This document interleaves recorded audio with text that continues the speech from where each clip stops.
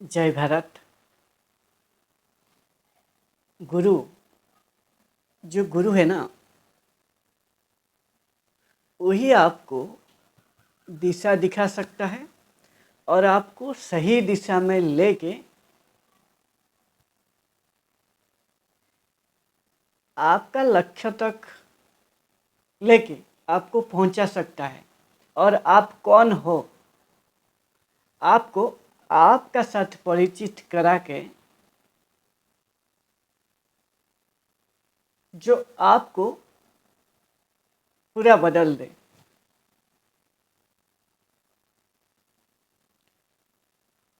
और आपको आपका चरम लक्ष्य तक लेके आपको सफल बना दे, वो गुरु है। ये जो संसार का भंवर सागर से जो आपको पूरा समझा सके, वो गुरु है।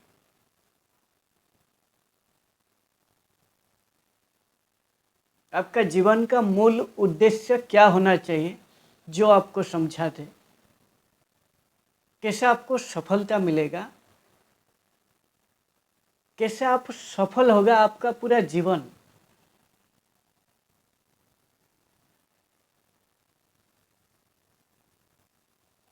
कैसे आप जीवन भर सुख आपको मिलेगा, जो आपको समझा पाए, वो गुरु है। और ये जो गुरु ना, ये दो शब्द है, इसको भी आपको जानना बहुत ही जरूरी है। क्योंकि आपका जीवन में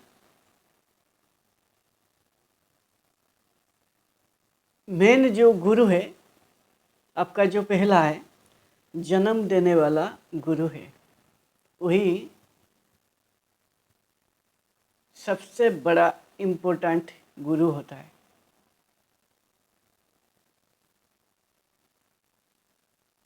हम सभी जन्म लेते हैं माँ का कुख से। ये हमको एक जन्म मिला है, और एक जो जन्म देता है वो गुरु देता है। आप कौन हो, आपका साथ जो परिचित करा देता है, वो गुरु है। गुरु आपको ऐसे आपका साथ आपको परिचित करा देता है, जीवन भर आप कहीं पे भी रहो। जो सद्गुरु है, जिसको पुराना टाइम में हम जिसको ऋषि महर्षि मुनि कहते थे, आज का टाइम में सद्गुरु उसको कहा जाता है। जो आपको आपका साथ परिचित करा के आपको एक ऐसे आनंद का साथ आपको परिचित करा देता है, जो जीवन भर आप उस आनंद को पाके कहीं पे भी आप रह सकते हो। वो आनंद आपसे कभी ना छूटे, वो गुरु है। गुरु आपको कहीं पे भी रहो, जो भी परिस्थिति आपका सामने आ जाए, उसको कैसे फेस करना है, उसको कैसे समझना है। कितना भी कठिन से कठिन परिस्थिति क्यों ना आ जाए, उसको बड़ी बारीकी से पूरा ठंडा मिंजन से, यानी पूरा आपका बुद्धि को शांत करके कैसे आपको उसको हल करना है, बड़ी आसानी से कठिन परिस्थिति को वो गुरु सिखा देता है। और ये जो गुरु, उसी को असली गुरु कहा जाता है। जो गुरु का ज्ञान में एक शिष्य को, यानी एक अज्ञानी को, या अज्ञानी मतलब जो अंधकार उसका भीतर है, जो शिष्य का भीतर, वो अंधकार को जो दूर करके गुरु का ज्ञान में उसको प्रकाश कर दे, वो असली गुरु है। गुरु का ज्ञान में शिष्य को प्रकाशित कर देता है यदि, वो गुरु है। और ये जो गुरु दो शब्द है, गु का मतलब है अंधकार और रु का मतलब है निरोधक। यानी आप सिंपल भाषा में इसको कह सकते हो, यानी अंधकार का निरोधक। यानी आप कह सकते हो, जो अंधकार को दूर करके प्रकाश की ओर ले जाता है। प्रकाश क्या है? प्रकाश यानी सत्य। अंधकार को दूर करके आपको सत्य का साथ परिचित करा देता है। सत्य जो है वो प्रकाश है। इसीलिए जो शिष्य का जीवन में जो अंधेरा अभी उसको पकड़ के रखा है, क्योंकि वो जन्म से, जब वो जन्म लिया वो पशु है, और इसीलिए उसको भी आप शूद्र कह सकते हो। ये जो 4 वर्ण है, मैं कोई जातिवाद को इधर आपको नहीं कहता हूँ, याद रखना ये बात। ना मैं जातिवाद को सपोर्ट करता हूँ। भगवत गीता कहता है, कृष्ण कहते हैं, ये जो 4 वर्ण में बनाए हूँ, ये कर्म और ज्ञान का हिसाब से उसको पहचान मिलेगा। और इसका सिंपल अर्थ है, जो जन्म हुआ है ना वो शूद्र है, यानी वो पशु है। हम सभी जन्म से शूद्र है, हम सभी जन्म से पशु है, लेकिन हमको शूद्र, वैश्य, क्षत्रिय, ब्राह्मण, हमको ब्राह्मण तक पहुंचना है। और ब्राह्मण वही है जो ब्रह्म को जानता है और ब्रह्म को स्वयं में देखता है, और संसार में ब्रह्म को देखता है, संसार को, हर जीव में ब्रह्म को देखता है, और स्वयं क्षमाशील है, यानी क्षमा करने की उसका भीतर शक्ति है, वही ब्राह्मण है।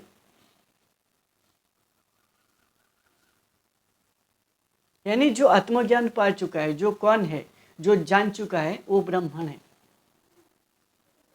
और इसीलिए यही काम गुरु करा देता है। गुरु आप कौन हो आपका साथ परिचित करा देता है।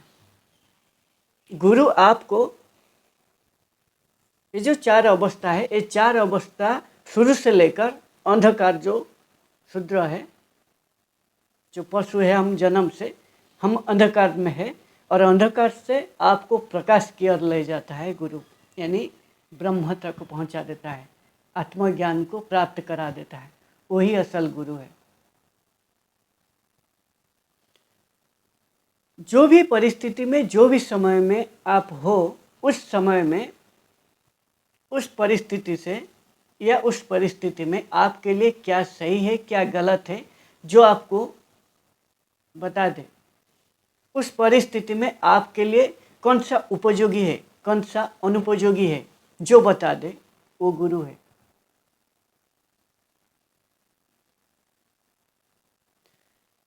और ये जो संसार, मान लीजिए ये संसार है कि आप, सिंपल एग्जाम्पल, आप जब मार्केट में जाते हो ना, आपका कुछ खरीदारी करने के लिए, आप मार्केट में इतना सारा चीज़ देख के आप भ्रमित हो जाते हो, क्योंकि जो भी कंपनी है ना, जो भी प्रोडक्ट बनाता है, उसका मेन फोकस है उस प्रोडक्ट, वो तो खुद यूज करने के लिए आप उसको व्यवहार करोगे ना, उसका मेन मोटिव है आप तक पहुंचाना है, फैक्ट्री से बन के ग्राहक तक पहुंचना, और ग्राहक उसको व्यवहार करना, उसका मेन मकसद होता है।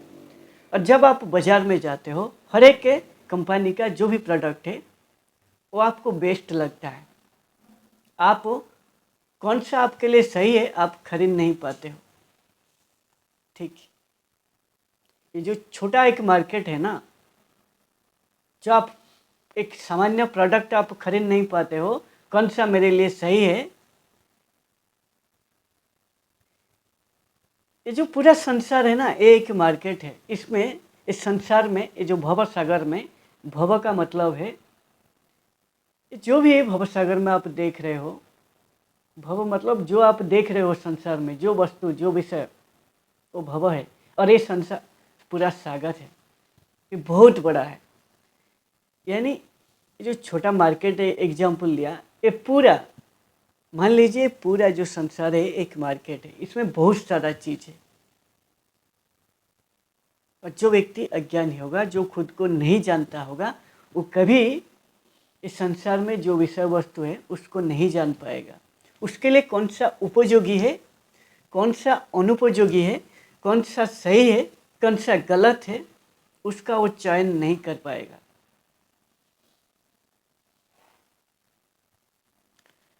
और जो सद्गुरु है, जो गुरु होते हैं, यही आपको आपके लिए क्या उपयोगी है, क्या अनुपयोगी है, इस संसार में क्या आपके लिए सही है, क्या गलत है, उचित समय पर उचित जगह में आप खुद कैसे चुनोगे, एक गुरु आपका साथ परिचित करा के वो ज्ञान आपको प्रदान कर देते हैं। इसलिए गुरु आपको सक्षम बना देते हैं। आप कैसे अकेला इस संसार रूपी भव सागर में रह के खुद को हमेशा आनंद रखना और इस संसार भव सागर से खुद को मुक्त करना। और वही मुक्त हो सकता है जो शरीर से मुक्त हो जाता है। और जो व्यक्ति शरीर से मुक्त हो जाता है, इसका मतलब है बस उपनिषद का ज्ञान है।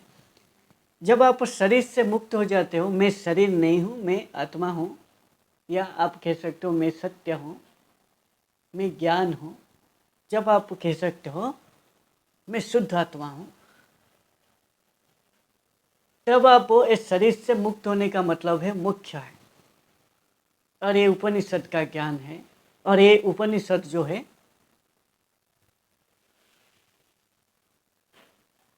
ये सर्वसार उपनिषद है। ये उपनिषद में बोला गया है। इसलिए जो उपनिषद का ज्ञान है ना, वो सर्वोच्च ज्ञान है। क्योंकि एक व्यक्ति यदि शरीर में जिएगा तो ये जो संसार में ये जो विषय वस्तु है उसमें फंस जाएगा। क्योंकि ये जो विषय वस्तु उसको आकर्षण करेगा, इसीलिए आकर्षण करेगा। हमारा जो इंद्रिय है, 10 इंद्रिय, 5 ज्ञानेन्द्रिय, 5 कर्मेंद्रिय, ये जो ज्ञानेन्द्रिय 5 है, यही ज्ञानेन्द्रिय जरिए ये विषय वस्तु का प्रति उसका आकर्षण बढ़ेगा।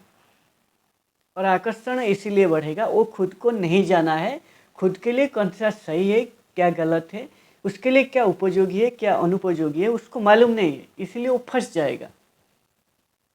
फिर वो सुख दुख का जो चक्र है इसमें पूरा जीवन भर फंस के रहेगा। इसलिए वो ये जो शरीर से खुद को मुक्त नहीं कर पाएगा और पशु का जीवन जिएगा। और जब व्यक्ति शरीर से मुक्त हो जाता है, वो मुख्य को जीते जी प्राप्त कर लेता है। और एक व्यक्ति का जो 4 उद्देश्य होता है, धर्म, अर्थ, काम, मुख्य। मुख्य जो लास्ट में आता है, मेरा विचार में मैं जितना अनुभव किया हूँ, पहले आपको मुख्य हो जाना है। लेकिन सभी कहते मरने का बाद मुख्य। जीते जी यदि पहले आप शरीर से मुक्त कर लोगे, इसी का नाम मुख्य है, ये उपनिषद का ज्ञान है, तब जाके आप और जो बाकी 3 है, धर्म, अर्थ, काम, यानी धर्म में चल के आपका कर्तव्य को करोगे। जब आप सही एक ऐसा ऊंचा, एक बेहतर काम जब आप चुन लोगे, अच्छा, जो आपका हित करे, आपको हर दिन चुनौती प्रदान करे, आपको अच्छा इंसान बनाए और समाज का भी हित करे। समाज में क्या है, समाज में हम जैसा लोग रहते, लोगों को लेकर समाज बना है। और लोगों का हित करना मतलब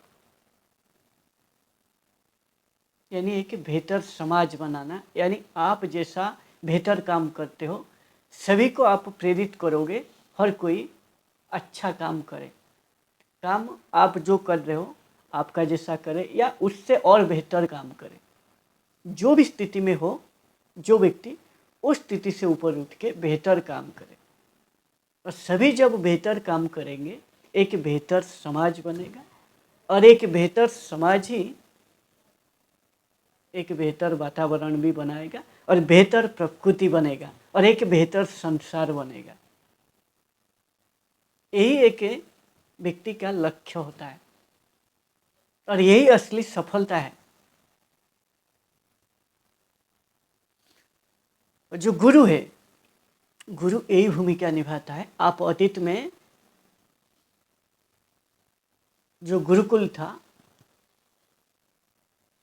अतीत में था, आज भी गुरुकुल स्थापित किया जाता है। अच्छी बात है, होना भी चाहिए, क्योंकि गुरुकुल में जो अतीत में था गुरुकुल, वो गुरुकुल में सभी प्रकार का शिक्षा दिया जाता था, आध्यात्मिक शिक्षा दिया जाता था। आध्यात्मिक शिक्षा का मतलब है खुद को जानना और खुद को पूरा जीत लेना। और खुद को जीतना मतलब आपका मन को जीतना। मन को जीतना मतलब मन में विचार आता है, और ये विचार तभी तक आएगा जब तक आप एक खुद को बारीकी से नहीं जान लेते हो आप कौन हो। नहीं तो आपको बार बार विचार आएगा इस संसार का, विषय वस्तु का बारे में, और ये आपका इंद्रिय का जरिए आएगा। जब आप इंद्रियों को पूरा जीत लोगे, पहले आपका मन को जीतना होगा। मन को जीतने से आपका जो इंद्रिय है पूरा शिथिल हो जाएगा, आपका इंद्रिय आपका बस में आ जाएगा, आप इंद्रिय जीत हो जाओगे। क्योंकि ये जो इंद्रिय है ये मन का आदेश को मानता है। जो आपका विचार आया ना, एक विचार आया मेरे को अभी टीवी देखना है, ये इंद्रिय आपको, ये जो आँख है आपका शरीर को लेके जाएगा टीवी का पास। आपको आँख का जरिए टीवी में जो भी चल रहा है आपको देख के, आपका मन में जो विचार आया था उस विचार के, जो विचार आया था उस विचार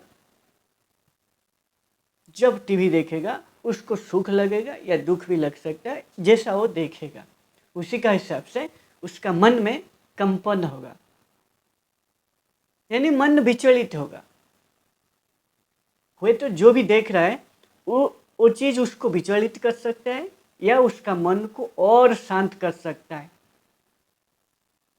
इसीलिए मन में विचार बार बार यदि आता है, आपका इंद्रिय आपको भगाएगा जीवन भर, कभी आप शांत नहीं हो पाओगे। इसीलिए जो व्यक्ति मन को जीत लेता है, यानी उसका विचार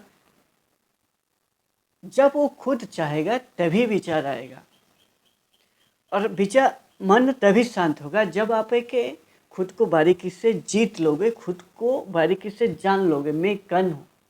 जब शरीर से मुक्त हो जाओगे, आत्मा में जियोगे, आत्मज्ञान आपको मिल जाएगा, फिर आपका भीतर वो दक्षता आ जाता है। यानी आप जब सत्य को धारण करोगे, आपका भीतर साहस आएगा, खुद का ऊपर भरोसा आएगा, खुद का ऊपर विश्वास आएगा, और ये आप खुद एक सही कर्म चुन पाओगे, सही कार्य चुन पाओगे जो आपका हित करेगा, आपको चुनौती प्रदान करेगा, आपको एक बेहतर इंसान बनाएगा। और जो काम आप चुनोगे वो आपका बेहतर करेगा और समाज का बेहतर करेगा। जब व्यक्ति एक सबसे ऊंचा काम चुन लेता है तब जाकर उसका विचार शांत होता है, और जो भी वो काम चुनेगा ना वो भगवत गीता के हिसाब से निष्काम काम होगा। यानी जो भी वो काम करेगा उसका कोई स्वार्थ नहीं रहेगा उस काम में, बिना स्वार्थ में उस काम को करेगा। और जो काम में आपका स्वार्थ रहता है उसमें टाइम आप लगा देते हो, इतना टाइम में मेरे को ये काम पूरा करना है, इससे मेरे को इतना हासिल करना है। और जब टाइम और आप ये लगा देते हो, स्वार्थ लगा देते हो, इतना मेरे को मिलेगा, फिर उस टाइम का भीतर आपको यदि वो काम नहीं पूरा होता है, यदि नहीं मिलता है कुछ, आप विचलित हो जाते हो। और जो काम आप निष्काम भाव में करोगे, इसका मतलब है आप उस काम का प्रति आपका प्रेम है। इसीलिए आपको काम से क्या मिल रहा है उसका जो आशा है, निराशा है, इससे आप ऊपर उठ जाते हो, यानी आपका बुद्धि स्थिर हो जाता है। जब व्यक्ति आशा निराशा से ऊपर उठ जाता है उसका बुद्धि स्थिर हो जाता है। बुद्धि स्थिर का मतलब है सुख दुख, हानि लाभ, हार जीत, मान सम्मान, सर्दी गर्मी, ये सभी को एक समान देखना। जितना भी कष्ट आए एक काम में करूँगा, जितना भी सुख आए यही काम में करूँगा। पूरा सब कुछ समान कर देते हो आप, सब कुछ समान देखते हो, इसलिए आपका बुद्धि स्थिर हो जाता है। बुद्धि स्थिर होने का बाद उस काम को आप बारीकी से कर पाओगे, इसीलिए कर पाओगे क्योंकि आपका हृदय में आप कौन हो जान चुके हो, इसलिए आपका ब्रह्म में जीते हो, इसलिए आपका हृदय में प्रेम करुणा है। और जब आपका हृदय में प्रेम जागृत होता है, वही प्रेम ना आपका जो निष्काम काम है वो निष्काम काम में दिखाई दे रहा है। इसीलिए उस समय से आप परे उठ जाते हो। वो काम कितना घंटा आप कर रहे हो, आज कौन सा दिन है, कौन सा महीना है, कितना साल है, वो फर्क नहीं पड़ रहा है, आप समय से ऊपर उठ जाते हो। कितना घंटा आप काम किया, खुद को भी आप भूल जाते हो, उस काम में इतना आप डूब जाते हो, इसीलिए आपका हृदय में प्रेम है उस काम का प्रति, इसलिए आप पूरा डूब जाते हो, आप पूरा खो जाते हो। आप देखा होगा, महसूस किया होगा, ऐसा ऐसा आदमी है वो इतना डूब जाते हैं अपना काम में, वो खुद कौन है भूल जाते हैं। जितना भी बड़ा बड़ा आदमी हो, क्यों ना हो, बड़ा कंपनी का कोई बड़ा आदमी हो या देश का प्रधानमंत्री हो, अब देखा होगा मोदी जी हमारा देश का प्राइम मिनिस्टर है, देखा होगा वो झाड़ू मार के भी लोगों को संदेश देते हैं सफाई का। इसीलिए तो आज ये जो सफाई का जागरूकता आज आया है, और उसका बाद ये जो कोरोना आया और साफ सफाई का जागरूकता बढ़ गया। और वो तो प्राइम मिनिस्टर है, उनको क्या ज़रूरत था ये सभी करने का, क्योंकि उनको बारीकी से मालूम है ये पूरा संसार को वो अपना समझ रहे हैं, पूरा लोगों का भलाई कैसे हो उसी दिशा में वो काम कर रहे हैं। इसीलिए वो ये जो सफाई का सबसे छोटा काम है, झाड़ू मारना भी, जो खुद को मुक्त कर चुका है शरीर से, मैं कौन हूँ जान चुका है, जो सभी का भला करना चाहता है, वो जो भी काम करेगा वो छोटा काम हो, लेकिन काम तो इससे छोटा नहीं है, कोई बड़ा नहीं है, ये आपका सोच का हिसाब से। जैसा आप देख रहे हो, आपका नज़रिया कैसे देख रहा है उस काम को, छोटा काम में भी बहुत बड़ा संदेश लोग तक दिया जा सकता है।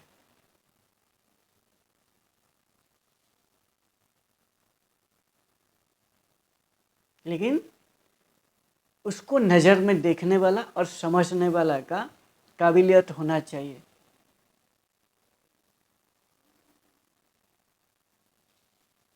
और जो भी व्यक्ति काम करता है, कार्य चुनता है, उसका काबिलियत का हिसाब से, उसका बुद्धि और ज्ञान का हिसाब से।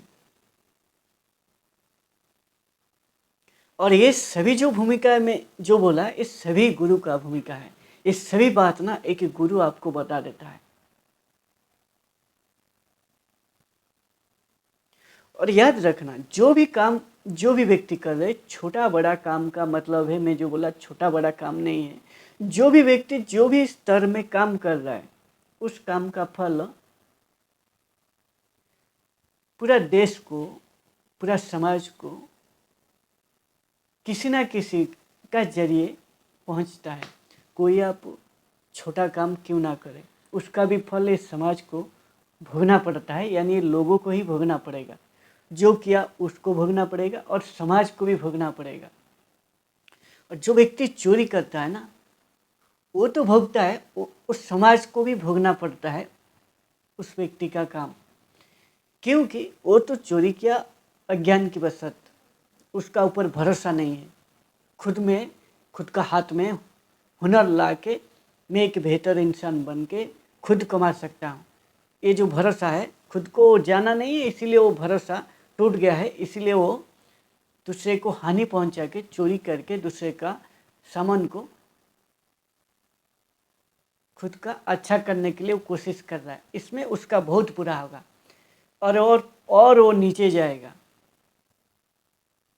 एक दिन वो मिट भी सकता है। और ये जो चोरी किया, ये जो प्रभाव है ना, ये लोगों का ऊपर भी पड़ेगा, यानी समाज का ऊपर।